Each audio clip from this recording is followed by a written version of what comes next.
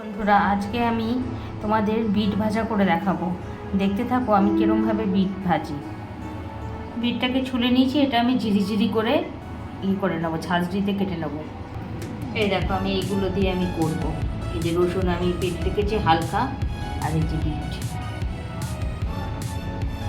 কড়াই গরম হয়ে গেছে, এই দেখো আমি কালো জিরে দেবো। আমি এইগুলো দিয়ে দেবো, বাদামগুলো। এবার আমি রসুন দিয়ে দেবো, দিয়ে তারপর আমি বিটটা দেবো।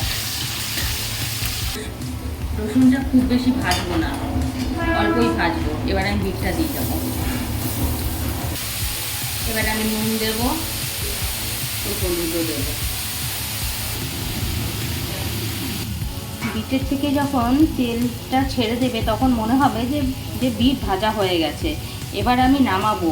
আর বাদামটাকে, চীনা বাদামগুলো কিন্তু আমি আগে সেদ্ধ করে নিয়েছিলাম ছোট্ট একটা বাটিতেও, কারণ অল্প একটু বাদাম তো তাই। তবে নামানোর আগে একটা বিশেষ জিনিস তো দিতেই হবে, নয়তো ভালো লাগবে কী করে। একটু আমি পোস্ত ছড়িয়ে দেবো।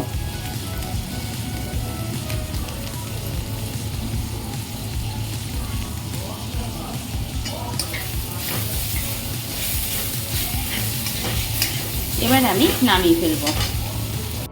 আমার বিট ভাজা কমপ্লিট। যারা যারা রসুন দিয়ে বাদাম দিয়ে খাওনি তারা অবশ্যই একবার এরকমভাবে খেয়ে দেখবে। আর যদি পোস্ত না দাও, বাদাম না দাও, কিন্তু রসুন অবশ্যই দেবে। বিটের মধ্যে রসুন যারা যারা খাওনি তারা একবার অন্তত খেয়ে দেখো, খুব সুন্দর লাগে। টাটা, আজকের মতন এখানেই শেষ। টাটা।